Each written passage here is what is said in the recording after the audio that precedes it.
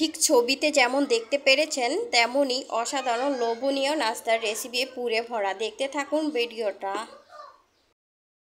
শুরু থেকে শেষ পর্যন্ত। প্রথমে হাফ কাপ কুসুম গরম দুধ, হাফ চামচ ইস্ট, 1 টেবিল চামচ চিনি। দুধের বোতলে আমরা চাইলে পানি অ্যাড করতে পারেন।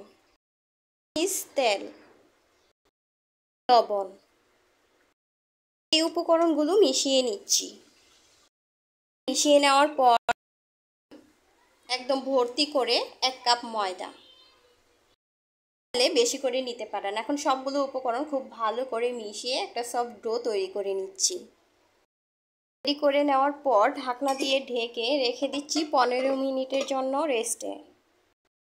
দুধটা রেডি করে নিচ্ছি। এর জন্য দিয়ে দিচ্ছি 1 টেবিল চামচ তেল। যখন গরম হয়ে আসছে এই পর্যায়ে দিয়ে দিচ্ছি পেঁয়াজ কুচি। একটু ভেজে নিচ্ছি তেলের উপরে। যাওয়ার পর দিয়ে দিচ্ছি আমি মিষ্টি আলু। এখানে বড় একটি সাইজের মিষ্টি আলু নিয়েছি। কাঁচামরিচ কুচি, সেরকম দিয়ে দিচ্ছি লবণ। সেটা করে এগুলো রান্না করে নিচ্ছি। রান্না দিয়ে ঢেকে আমি 2 মিনিটের মতো রান্না করে নিয়েছি। আর মিষ্টি আলুটা খুব ভালো করে সিদ্ধ হয়ে গিয়েছে। বরাবর দিয়ে দিচ্ছি একটা ডিম ভেঙে।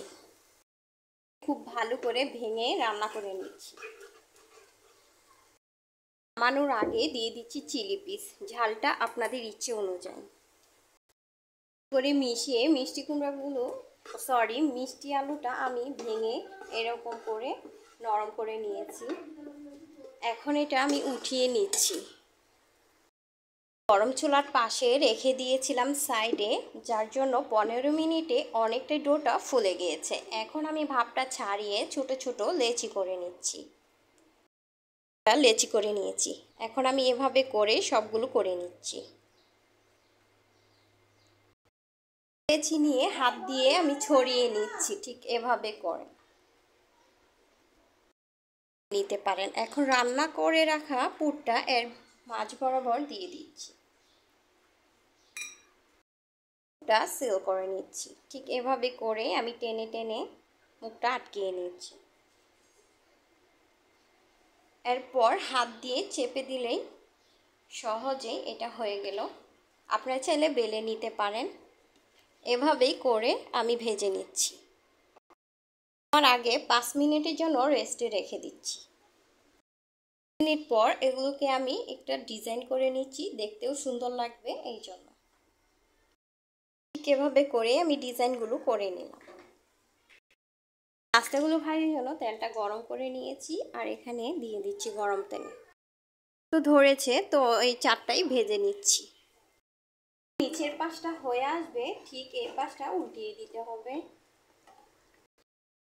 আছে এপাশ ওপাশ করে ভেজে নিয়েছি। নামিয়ে গরম গরম অবস্থায় আমি বাটার লাগিয়ে নিচ্ছি। গরম গরম অবস্থায় বাটার লাগানোর পর কত লোভনীয় লাগছে। আর বাচ্চারা তো খুবই পছন্দ করবে যদি এরকম একটি মজাদার নাস্তা হয়। ছোট বড় সকলেই খুবই পছন্দ করবে। দোকান থেকে না কিনে আপনি ঘরে বসে এরকম মজার মজার খাবার তৈরি করে নিতে পারেন। পুরে ভরা এরকম মজাদার খাবার কে না পছন্দ করবে, সকলেই পছন্দ করবে। আজকের রেসিপি যদি একটু হলেও ভালো লেগে থাকে তাহলে প্লিজ আমার চ্যানেলটিকে সাবস্ক্রাইব করে রাখুন। আজকে এখানেই বিদায় নিচ্ছি। সবাই ভালো থাকুন, সুস্থ থাকুন। আল্লাহ হাফেজ।